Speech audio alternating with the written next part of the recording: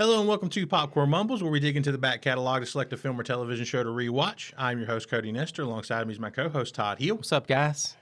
This week we've chosen the 1989 film... Help! Somebody! These drunk redneck truckers are trying to have their way with me! Not while my scrotum is pressed up against my stomach in these jeans, they won't.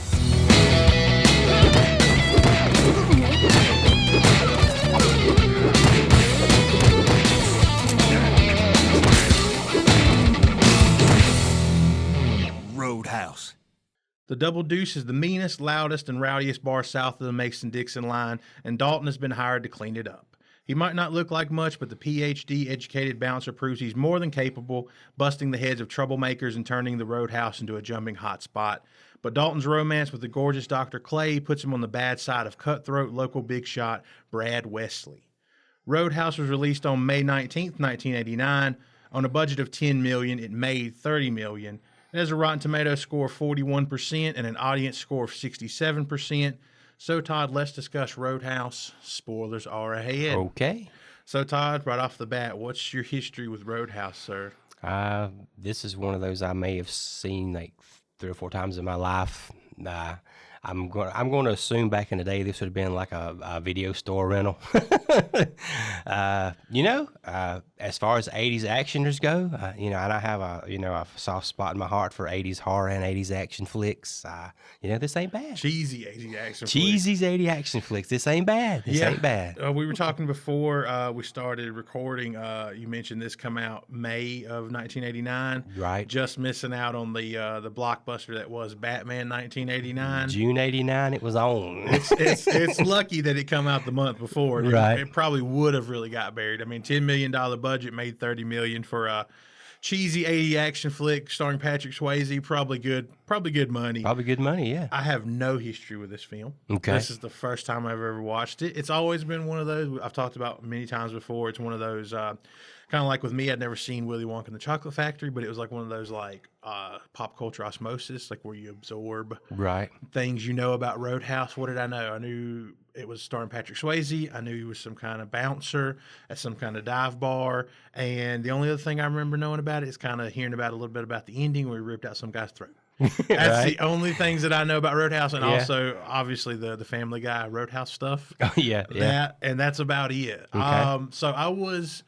I would say, pleasantly surprised. I enjoyed for the most part. It has its problems, even for a cheesy 80s action flick. Yeah. But I could see why people would go back and just watch this as one of those guilty pleasure films. Oh yeah. I think it slots right into there before about top guilty pleasure kind of movies. So I'm just going to kick us off, Todd. We're going to go through the story a little bit here. I mean, it's Roadhouse, so I don't know how deep we're going to get into this, but just right off the top of the bat, you got Bolo Ty McBigbucks. He's going to, I think it's called the Bandstand. Bandstand, and he's looking for the best cooler in the game, which is apparently not Wade Garrett. Is his name Wade? I know was his first name Garrett, or was that his last name? I have no idea. Sam Elliott, folks. Sam Elliott, yeah.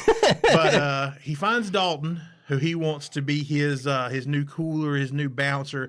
Basically, Bolo Ty McBigbucks has come into some big bucks, and he wants to. He's already got a bar somewhere outside of Kansas City. He said called the Double Deuce, and it's become just a cesspool, right? A dive bar. It's become too violent for its own good. Can't attract any good customers. So he wants Dalton to come in and turn it around for him, bust some skulls, clean some house, some house, and turn it into a profitable business, because he's got these grand ideas about sinking in his money to make it a nicer establishment, make it the happening hot spot of Jasper, wherever the hell Jasper is. I don't know if it's Missouri. I don't know if it's Wyoming. I don't know where it's at. I guess Missouri. My question is, if you've come into that much money, go on into Kansas City, build you a nice place. Yeah, just get out of Jasper. Right. I mean, if it's that bad, and then with some of the other things that we see that's going on in that town, it's time to leave. Bolo Ty McBigbucks. But Dalton agrees. He says for $5,000 up front, $500 a night, and for big bucks to pay all the medical expenses that he'll incur, he'll take the job. So he heads. He's driving an old junk car. He ends up throwing the keys to some old man on the street. Right. Just like, here, hey, take it. There you go. He gets in his Mercedes. Nice. And I was like, I really didn't expect this character to be driving a A Mercedes. Mercedes with New York tags. With New York tags, yes. I really didn't expect that character. I figured he was going to get in some kind of badass muscle car, get Big old four-wheel drive truck. Or like he gets in a Camaro or big like square body Chevy or something, Yeah. and he's off to Missouri. I did not expect him to step into a elegant little Mercedes number. But yeah, so he heads off to Jasper, and he basically on their first visit to the Double Deuce, you can see it's a cesspool. He looks around. He's kind of just surveilling, the place at that Right. point, getting some pointers, seeing what's going on there. He sees some drug deals going down with one of the waitresses. Some prostitution is kind of hinted at. Yeah. The band's playing behind Chicken Wire. Chicken Wire. The Jeff Healy band. The Jeff Healy band, Yeah. yes. I guess famous. Is that a right term? I Famous. probably famous back in the 80s. Yes. I always associate him. I'm sure they had other hits, but with the song Angel Eyes. Yeah. Also famously blind. Jeff Healy was Jeff blind. Healy Yeah. was blind. Besides the band and the prostitution and the drugs, he sees a guy that's willing to let you kiss his girl's titties for $20. Yes, yes. And then we see a guy kind of try to kiss his girl's titties, and he's like just squeezing on him. He's like, I don't have $20. And that just breaks all to hell. All hell breaks loose. Just a big old fight just breaks out. There's some bartenders and stuff we kind of see there, but he leaves the Double Deuce that night. He's kind of done his research about it. He goes and buys himself another junk car. And the reason behind the junk car, basically, we'll see later on, is that he knows in this job people are gonna get pissed off and they're gonna beat the ever living shit out of his car. So he can't leave the precious Mercedes. No. So he's just gonna get this piece of shit. He goes buys him a piece of shit car. He goes and buys some spare tires. Spare tires. Because he knows some tires are going to be slashed. Yep. Apparently someone puts a stop sign through his fucking window. I don't understand that. Where did that even come from? That's a lot of work. You got to go find the stop sign. Dig the stop sign up, ride the stop sign back, and throw it through the side of his car window. He goes and rents an open air loft on Yeah. top of a barn. On top of a barn. From a guy named Emmett. Emmett, yes. Yeah, and you were kind of remarking, like, I guess he didn't have plans to stay around too long. Because he got to be out there by like the fall or he's going to freeze his balls off. He goes back the first day. So you were telling me some stuff I didn't even know. So the first day, there's like the real angriest bouncer that we have, Morgan. You said he's played by who now? That is played by former wrestler Terry Funk. Terry Funk. So he's our like, kind of bearded, redheadish, like really angry bartender. He fires him. He fires the waitress for drug dealing. And he kind of goes through and he's telling them the rules. And this is where I kind of like a little bit, if you can say there's word building or characterization in Roadhouse. I like that he gives them the rules, and it's like never underestimate your opponent. And then I kind of go back in my head to like the first scene he's in where he immediately turns his back on somebody and gets slashed with a little knife. And I'm like, you didn't listen to your own rule there, Swayze. And then 2 is like always take it outside, like never fight in the bar unless you absolutely have to. And then 3 is be nice. Be nice. And I'm like, yeah, you would have to kind of have that temperament because he says it's a job. It's not personal.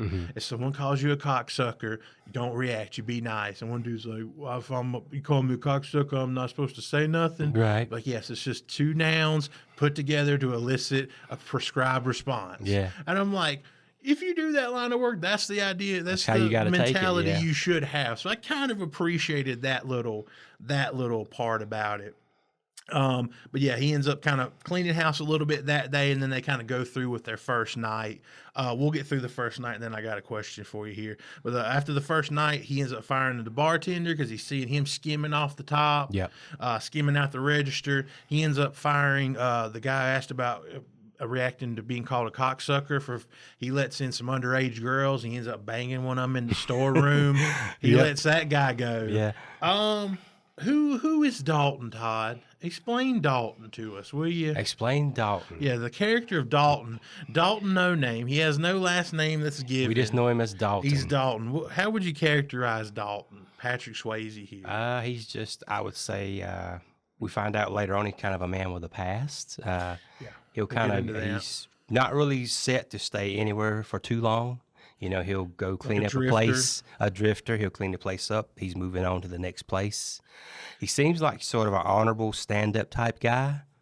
He's as I said, remarked in the intro, he's PhD educated. That's right. It's mentioned he has like a master's in philosophy. Philosophy, yeah. I don't know how that's helping him in his bouncing gig. Right. But yeah, he's very much, I think, what Patrick Swayze saw himself as. Yeah, I think you kind of Patrick Swayze, just basically kind of playing Patrick Swayze. He does a lot of Tai Chi by the river. Right. A lot of sweating in sweatpants by the river. Yeah. That kind of stuff, and a lot of like philosophical thinking and quiet reserve type. I think this is how Patrick Swayze, I think, saw himself off screen is my best guess. Right. I have nothing against Patrick Swayze. I think he's not he's no Brando or De Niro or something. He's not one of the best actors of all time, but he picked the right roles for him, I would say. Yeah, definitely. Like the he Point knew Break, his wheelhouse, and he kind of stayed in it. He leaned into it. Yeah, exactly.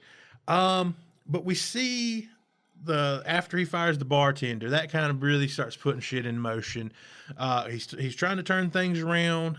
The guys that he fires, one of them happens to be the nephew of our big bad of the film, and his name is Brad Wesley, right? Wesley, yep. And Brad Wesley, you want to explain Brad Wesley? He's just like basically a local piece of shit millionaire. He's kind of bullied the town. He claims he's brought all these businesses into town. The town, I'm the guy that brought pennies here. I brought J.C. Pennies is here because of me. Bow down to me. Yeah, he's like, local scumbag businessman, bully, kind of like extortionist. Yeah. And he's your big bad, but he's just like this kind of scumbag piece of shit. He's got his little fingers in everything, liquor and everything else, and then so his nephew's the bartender. They kind of come in. They're trying to shake down Bolo Ty McBig Bucks. I'm like, no, I'm really not fired. You're going to let me back in here. And he's got a couple other Wesley goons with him, and they have a little tussle. They have a little fight, and Swayze kicks one of them out the window, and they have a little fight there, and he ends up, again, underestimating his opponent. He gets swiped in the ribs with a knife. Yep. And I'm like, you see, on the dude's body, he's got like a scar, and because he ends up having to go and see Dr. Hadi at the hospital. He carries his own medical records around with him. He goes to see Dr. Hadi, Dr. Model, 80s model, Kelly Lynch. He walks around with his own medical records, and it's like he's like what you see Batman depicted as in the comic books. He's like just scratches and scars all over him and everything. And she's kind of looking him over, and of course he's Patrick Swayze, and he's all sinewy and lean. Of course she's attracted. Instantly attracted. Yeah, it's like Days of Thunder. It's like instantly attracted. The hot NASCAR driver's instantly attracted to the hot doctor. The hot doctor's instantly attracted to the hot NASCAR driver. Here, the hot doctor really likes the hot bouncer. Right. And the hot bouncer really likes the hot doctor. Nice. Writing 101, folks. Writing 101. So yeah, he visits Dr. Hadi. She kind of staples him up. He says, he tells her, he's like, there's no pain. He refuses the local anesthetic. Yeah, no pain. He doesn't, and then immediately flinches when she sticks the first staple into him. But the next day he kind of goes back, and it's just kind of more, they're turning the place around. They're going in, they're making all the changes. Now people starting to they're wearing polo shirts. Got some nice neon on the wall. Yeah, the chicken wires gone around the band. Gone. Yeah, the band's no longer taking beer bottles to the chicken wire in front of them. Everybody's wearing polo shirts, starting to look nicer, starting to kind of adapt. They got Keith David working behind the bar now. Did you notice that? Yeah. Goliath himself. He's working the bar now. He's bartending. They're starting to turn the place around. The guy's putting money in it. Everything's kind of going good. Something we should mention, Todd, is the 80s. There's a lot of gratuitous nudity here. Oh, yes. Very, very gratuitous nudity. Very, very much gratuitous nudity. It's kind of, unless I'm missing something, we kind of go from here. I'm thinking, let's talk about Sam Elliott. Coming into town. I don't think there's anything huge I'm missing between there. Is it pretty much just turning the bar around? Yeah, and I think developing his relationship with Dr. Hottie. Yeah, we kind of have that scene where he goes to visit like the automotive kind, the guy to get like his, yes. I think his aerial for his radio. They broke it off, and he goes to Yes. replace that. And we kind of get an instance of like Wesley coming in, one of his goons. We kind of get the inference he leans on local businesses to pay him money. Yeah, he's leaning on Red Webster. Yes. Who is who? Now explain this to me, Todd. You told me this before we started recording. I thought I recognized that guy, and I was looking at the cast, and his real name is Red West. And Red West did a little bit of acting, a little bit of stunt work in Hollywood, but he's probably more famous for being a longtime friend and confidant to Elvis Presley, one of the original Memphis Mafia. And I did not know this when you told me before. I'm like, I didn't look that guy up at all, and it was funny to know that this dude was running around with Elvis. Yeah. Probably brought him a couple fried peanut butter banana sandwiches at some point. But yeah, they're shaking down Red Webster. Yeah, you get a little bit more characterization of Wesley and him shaking him down. Red Webster is uncle to Dr. Hottie. Yes. What's her name? Dr. Clay, really? Yeah. Is her actual name. I just call her Doc. We get some more development in the relationship between her and Dalton. Yeah. He's like, hey, come back to my open air loft barn and let me bang you against this fireplace kind of thing. And they do that. Oh, yeah. They do that. He finds a nice slow jam on the radio. Yeah, exactly. And he bangs her up against the fireplace. And now let's ease into Sam. Now let's bring Sam Elliott Let's bring in. Sam Elliott. Tell us about Sam Elliott's Garrett. I think it's Wade Garrett. You talk and I'll look that up. So Sam Elliott's character, we think we got the Garrett part. Wade right. Garrett, Wade yeah. Garrett. Okay, Yeah. he's supposed to have been the guy that kind of was a mentor to Dalton. He kind of trained him. Yes. And he kind of gives him a call. He's working a bar where there's a wet T-shirt contest going on, but nobody's wearing the T-shirts. They're all off. They're all off. People's got squirt guns for some reason. And I think Dalton's kind of asking him if he's ever heard of anything about a guy named Brad Wesley. And Garrett's like, doesn't ring a bell, don't never heard of the guy. Right. And then the phone call kind of ends, and then that character kind of goes away until he just rides up on a motorcycle to like the newly renovated Double Deuce. Yep. And so he kind of rides up. They have their little reunion. He's like, oh, hey, mijo. He's doing the Sam Elliott, he's doing the Sam Elliott thing, Todd. He's just a guy who's like always been salt and pepper. He looks like he's been 50 years old since he was 22. Right. He's Sam Elliott, He's looked 50 since he was like in a teenager. Exactly. Or something. I've never seen him without gray hair. Right. I've never seen him. He was probably 18, probably had that same salt and pepper look. But yeah, he kind of comes back into the picture, and through him, they have a little day out with Doc and everything, and he's kind of macking doing the Sam Elliott thing on her, and then we kind of get the backstory. We kind of heard it a little through the story a little bit, kind of little hints of it when he first kind of comes to the Double Deuce, Dalton that is, but Sam Elliott kind of breaks it down because he's like, hey, it looks like you're carrying some shit with you. Yeah. And he's like, you got that stuff in Memphis? You're still thinking about that stuff? And like, apparently the stuff in Memphis, apparently some lady that Dalton was seeing, she didn't divulge the information that she had a husband. Right. Apparently the husband got mad, found out, stuck a gun in Dalton's face, and Dalton proceeded to rip his throat out. Yeah. Killed him. Killed the guy. Killed the guy. So Sam Elliott's like, hey, you got to leave that behind. You got a A1 steak sauce. Okay. And he's I never knew you had a Sam Elliott in your repertoire. I'm working that's out, awesome. I'm working out my Sam Elliott. Okay, Yeah, that's cool. I'm working out my Sam Elliott. But they're getting the backstory to him. And he's still carrying around the shit that happened to him in Memphis. And it's about the time that we go back to the Double Deuce and we see Mr. Wesley make an appearance to the Double Deuce with his goons, who I think at this point have come around for 2 or 3 beatings before. Yes. Prior to this, it's like the most hapless, like just wasted pile of fucking goons that you've ever had. It's the worst posse / crew, I think, in cinema history. Yeah, exactly. I cannot think of a sorrier lot, At other this- than that one guy. Yeah. Okay. Yeah. So Wesley comes in, and we've seen him a little bit before. Him and Dalton have shared some glances, like in Webster's. He brings in who I call Anti-Swayze. I have no idea what his actual character's name is. I couldn't tell you. He's just this like sleeveless denim wearing fuck with like some kind of earring, and he's just anti-Swayze. And he does his little thing. He's like, they're going to come back for their next round of beatings, but this time anti-Swayze's joined in the party. Ooh. Yeah, and so he starts beating up all of the Double Deuces bouncers with a pool cue. And I just love the fact that like they're always looking to Dalton to like when to engage now. Yeah. And he's just like, yeah, you ain't got no chance, but sure. Yeah, go ahead. Try it, boys. Try it. You ain't got a chance in hell. What's the worst that happen? Somebody wrap a pool cue around your head? Oh, that's what happened. So he lets them all get the shit beat out of him. Sam Elliott starts fighting Auntie Swayze.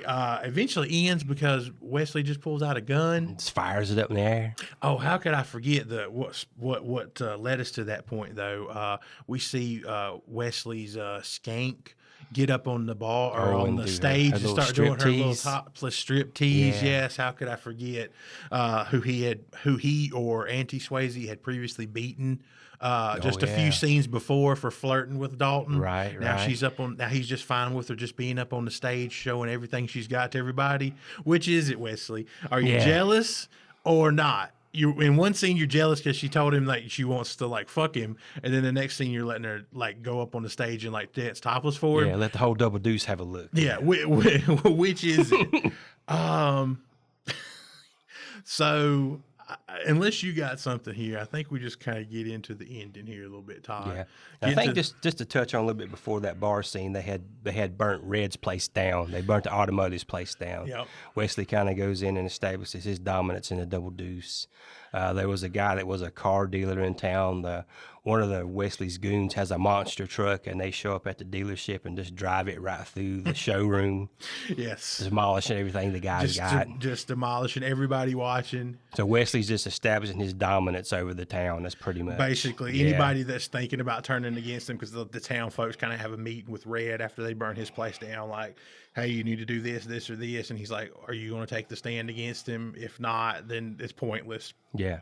And anybody that was kind of in that meeting, he starts exercising, his force against them. And then that's when he run the monster truck through there, through that dude's dealership. But kind of getting into the third act here towards our ending. So we've got Emmett, who's our guy, who's our barn rental guy. Right. He's the guy that written him the open air loft in the barn. His house is Dr. Hottie and Dalton are they've had their little sexy time night again, and he's out on. I think they're out on. Is that the point where he's out? No, he's not out on the. He's not out on the. That's the first time he's out on like the roof smoking, awning over the barn or whatever. This is at this point she's starting to be like, well, who's worse for the town, Wesley or you? Right. And I'm like, what? What do you mean? Like, I don't know where that whole thing comes in. Wesley brought us pennies, Dalton. What did you bring us? Nothing but pain and sorrow. You brought us jack shit and Sam Elliott's pubes. Oh, yes. That's the only thing. The uncredited appearance of Sam Elliott's pubes in this film, folks. That's the part where he's showing her his scars in a bar, and you just like, he takes his pants down, and you see most of his pubes and his scar. But yeah, anyway, they're chilling at the open air loft, and someone ends up blowing up or causing something to blow up or setting a bomb or setting something ablaze in Emmett's house.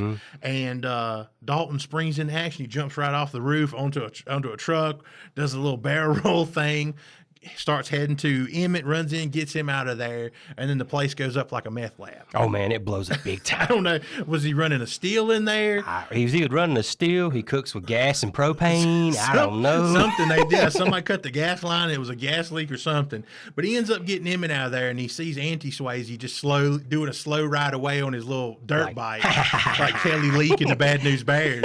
And he's like, and so he takes off in his gray sweatpants after him, and they have a little fight next to the river there. Yep. The river right adjacent to Wesley's property. Right. It's like the barn, the river, Wesley across the river. So him and that dude have a little fisticuff, little tussle there. Pretty good fight. Pretty good fight scene. I'm not gonna say there was nothing that I was like, ooh, that's pretty bad. Well choreographed, well shot. Yeah, well shot. I mean, decent location. It's a weird location to have your protagonist's like home base right across a small creek from your antagonist. It's kind of weird. Hey Wesley, fuck you. Get a load of this, huh?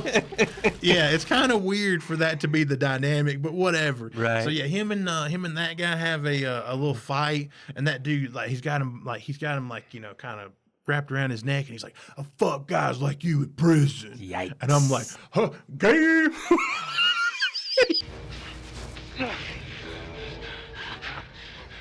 I used to fuck guys like you in prison.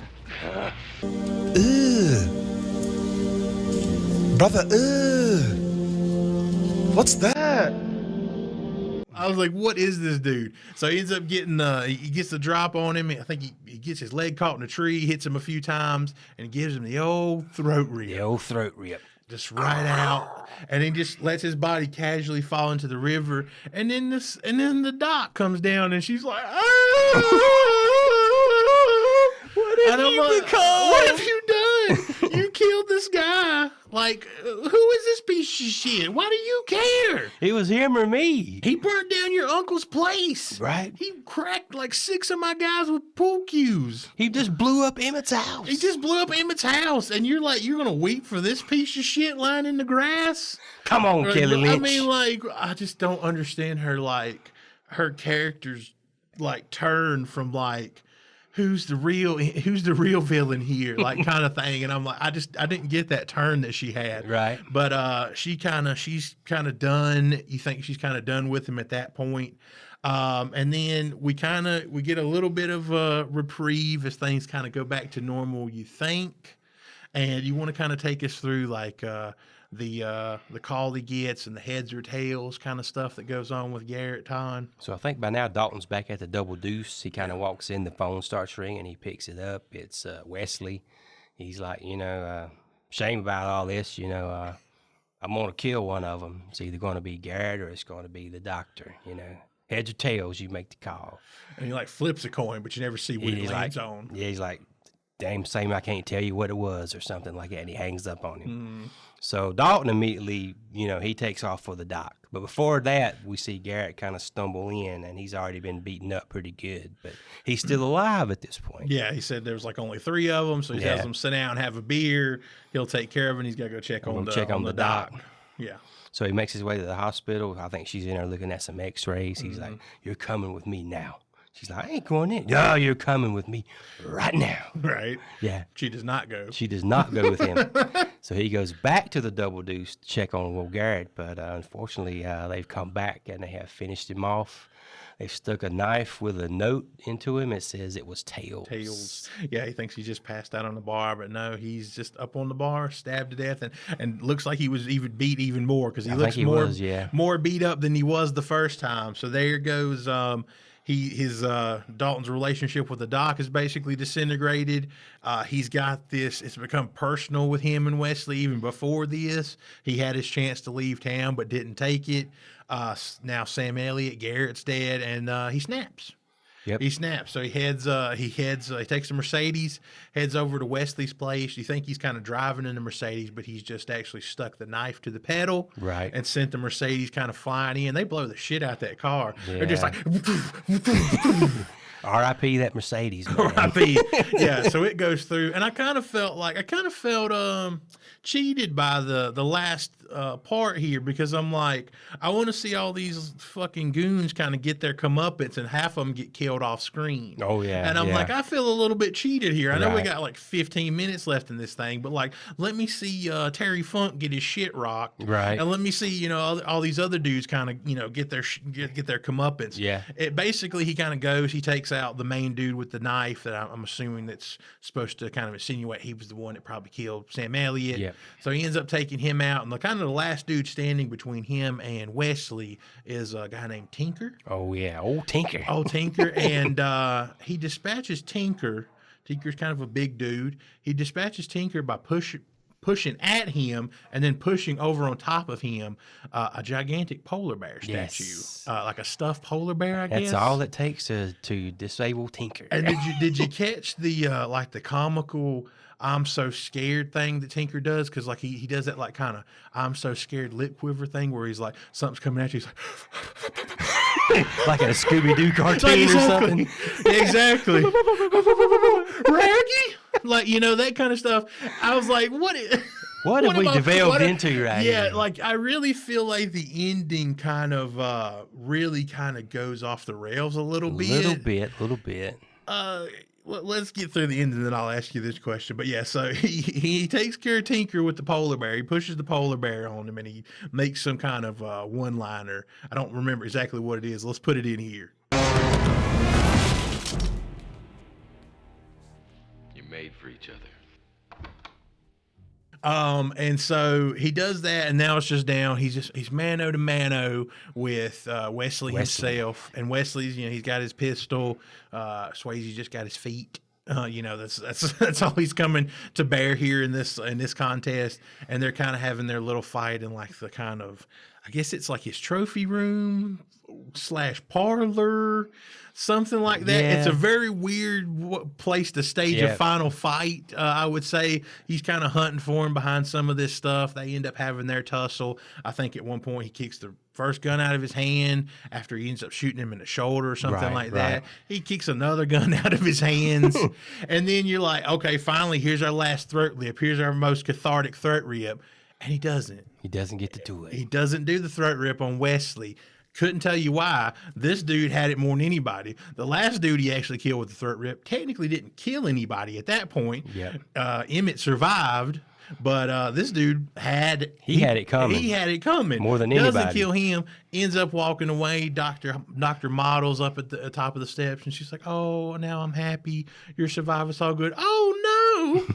As Wesley pulls another pistol. I think he either pulls another one or he goes for that last one he knocked out of his hand. Yes, he goes for the one he knocked out of his hand. Just as he turns, Wesley gets shot. By who, Ty? By the townspeople. You got Double Deuce McBuckbucks, you got Red, you got the car dealer guy, and you got Emmett. And they're all just plugging him full with shotgun blasts. It's just one after the other. So the town of Jasper ends up being the thing that does end in its own way, does end Wesley. And fitting, I guess. Fitting. But then you kind of break it down and you're like, so we're just led to believe that because the cops show up immediately for the first time in the film, mind you. For the last 5 minutes of the movie, we actually see police. They didn't come with any of the beatings that happened at the Double Deuce. Nope. Prior to Dalton's arrival or after Dalton's arrival. They didn't come to Emmett's house being burnt down. They didn't come to Sam Elliott being murdered. They didn't come to Auntie Swayze being murdered on the creek. And they finally show up when Wesley's murdered. And we're just kind of led to believe that they're just going to drop it because everybody's like, I didn't see nothing. We didn't see nothing. Did you see nothing? Didn't see anything. Tinker, what about you? And he's laying there like, get this fucking polar bear off me, please. And they're like, we're just led to believe that we're just going to sweep it under the rug, I guess. Turn a blind eye, I guess. So as long as the sheriff and stuff is good with it, I'm good with it. Before we talk about the last final scene here, Ty, because I have a little note about it. This shit escalate quickly. Okay. You know what I mean? What is the inciting thing here? If you go back and think about it, what is the root cause of all this, in your opinion? What really sets everything in motion? Yeah, I mean, it's said that Wesley had a relationship with Doc. Is that the inciting thing? I think that was probably the final nail in the Dalton coffin for Wesley. Yeah. I think up till then, Dalton was just the guy at the Double Deuce. He was just kind of, maybe going to be a problem. He had fired his nephew. Maybe he had a little axe to grind there. I mean, no biggie. So, like, from a guy coming into town, firing his Nepo baby nephew, and then dating a girl that had no interest in him, that's led to the death of at least 7 people. 7 to 10 people have died, and one man lost his house and probably most of his livelihood in an explosion. One man lost his entire business. Another man's business was burnt to the ground. Right. All this because some bouncer fired his nephew and banged his girl. I guess so. Quite excessive. Quite an excessive turn small of town events. Justice. That's a hell of an escalation, Todd. I was watching this, though. Let me talk about the last little part. I literally was dying. And I don't know if I can get through this. I think I might have missed something, so I'm ready. I want to see what this is. And the very last scene, we talked about Jeff Healy before, and he's, we mentioned he's blind. Right. And he's like, he's best friends with Dalton or whatever, and, they're playing. He's kind of playing at the end in the bar, but there's a scene at the very end where Dalton and Doc, they've patched things up, I guess, and they're having a little nude swim. Right, in together, that creek. In the creek. And if you notice, Jeff Healy's sitting there on the riverbed. Oh, you shit, was he there? He was there. Well, I mean, it was okay if he was there because he... and I'm watching this, and I'm like, I rewound it I was like, who is sitting there? I was like, these guys are butt-ass naked in the river. The Doctor and Patrick Swayze, they're butt-ass naked. Who's sitting there? I was like, looking at it. I'm like, oh, it's Jeff Healy. It's the guitar guy. And I'm like, obviously he's blind. And I'm just sitting there thinking to myself, like, if you're him, you're like, Dalton, are y'all naked? Why does it smell like cat food and nickels?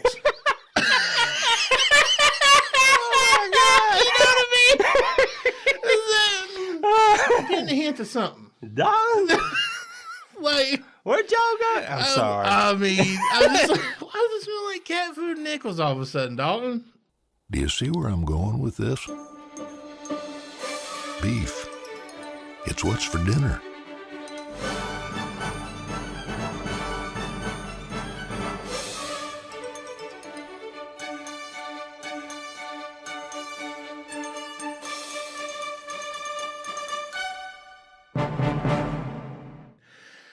So Ty, before we go on to final thoughts and reviews, anything you want to add to what is Roadhouse?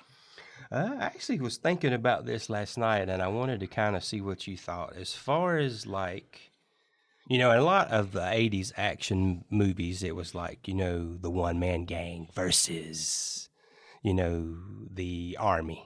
A band of terrorists, Right. Sort of John McClane. Yeah, insurmountable odds for, Right. A one man. Your everyman Yeah. versus, or Yeah. your one-man army versus an army. Kind of how this almost seems like more of a realistic challenge, like just one bouncer going into a small town, kind of cleaning up some of the worst goons we've ever seen in our lives. Kind of what you thought about that. How more plausible would this be? It is. It's definitely like, I do like the fact that he's not set up as like completely like, he isn't like completely infallible. He's not like, he gets injured, he Right. gets hurt. He's not like never been nicked, never been cut. Like, I do like that they give him more of that. And it is more plausible, like, of a story in terms of like, the way the action is framed, because it's like, there's that scene where Sam Elliott he first arrives, like he comes out the back and he's like getting his ass beat by those goons that have come back for like their sixth ass beating. Right. But they've like kind of got the upper hand on him, because it's like eventually the numbers are going to win out. Yeah. Most of the time, if you're just kind of alone there, he's just like, one dude's got him in a chokehold and the others are just beating the shit out of him. So like, yeah, I like that fact. There's some like small like world building stuff. Like, yeah, it is a cheesy kind of 80s action flick. But there is some like little small stuff like that. I prefer, I mean, like I like the John McClane stuff, like, the everyman versus. Oh, definitely, yeah. And, there's room for that. There's room for like your Rambos. Like you go from like Rambo, where he was just like a Vietnam vet with some issues, to like Rambo 2, where he's like literally just a one-man army, just Taking on the mowing down Vietnamese and the Russian army. just mowing them down with a Right. belt-fed machine gun. Like it lives somewhere in between those two things. Like I know we kind of, poke fun at a lot of things here, but I don't think it's a bad movie at all. No. Like I think it just lives in that like kind of cult guilty pleasure kind of vein. It's not the best thing I've ever seen. It's like right there in the behind like a point break for me in terms of guilty pleasure movies and like Patrick Swayze type movies. And like I said, I think it's a kind of a Swayze vanity project in a way. Gotcha. But not necessarily a bad thing. Like, but I do kind of enjoy that it's not just like he doesn't just like roundhouse kick everybody one time and it's over, and like that he has some struggles and he's not like, unkillable basically, Right. even though he doesn't die. And one thing I wanted to touch on is when I go back and I watch, like movies like this or any of those old action movies, I realize kind of how much I miss them. You don't really, I mean, Jason Statham's trying, but he's about the only Poorly. one. Yeah. I mean, he's really about the only one. The thing that like, I mean, like you get most of the time now, if like those movies are like those like geezer teaser stuff, like Yeah. Nicolas Cage and like these over the hill, like, Bruce Willis and stuff, which he had his reasons, I guess, with his medical stuff to kind of take every dollar he could to make terrible movies for a while. But, you see like Mel Gibson in some straight-to-DVD action flick, or Nicolas Cage, or any of these like older actors now. It's like that's kind of the only vein you get like action films anymore, or you don't get movies like this. They don't make movies like this anymore. And I mean, you can debate whether that's a good thing or a bad thing, but I mean, like every now and then they have kind of a cheesy little action flick. It's all right by me. The reason we're kind of covering this is because I think it's next week next week the new Roadhouse comes out. That's right. Yeah. And we're going to try to cover that as well. So we're going to kind of see how that'll be a good test of how close can you make or not make a movie like 1989 Roadhouse. Gotcha. How close or not close will 2024 Roadhouse be? Right. Gyllenhaal and Conor McGregor and like these people, and like what's that going to be? Is it going to be like a gritty Roadhouse reinvention, remake, whatever you want to call it, or is it going to be like cheesy, kind of goofy fun? I guess we'll find out. I guess we'll find out, but overall, like I enjoyed my time with it. It's not, it might be something if I caught it on or get a inclination to kind of watch. It wouldn't be something I would just like, oh God, I would never want to watch that again. Right. I'd watch it and I'd enjoy it probably as much here, and probably find something else to kind of find funny about it the next time around that I watched it. So. Ready to move on to reviews, Todd? Let's do it. We rank films on a 1 to 10 scale. Starting from 1, the ranks are torture, 2 awful, 3 bad, 4 subpar, 5 mediocre, 6 decent, 7 good, 8 great, 9 amazing, 10 masterpiece. Todd, give us your final thoughts and review score for Roadhouse. As I've kind of already mentioned, I got a soft spot in my heart for these kind of movies, old 80s action flicks, old 80s horror flicks. Roadhouse 1989, the ride's almost over.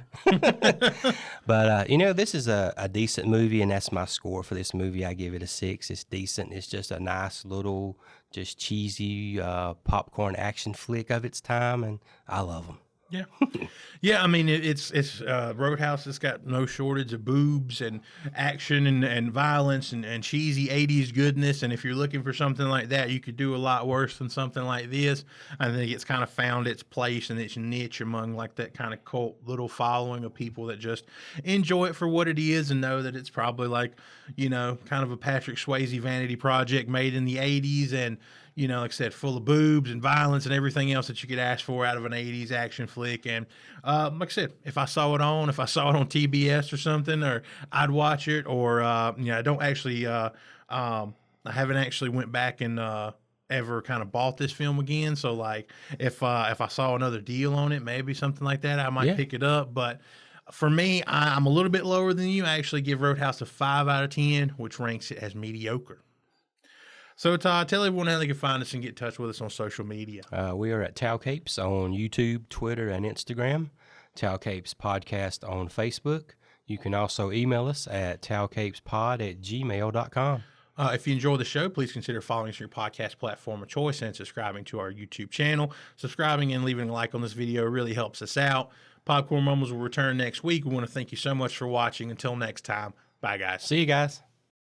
Spicy braised beef, barbecued beef ribs, beef Wellington, pepper beef, beef jerky, beef with broccoli, beef burritos, beef fajitas, beef tacos,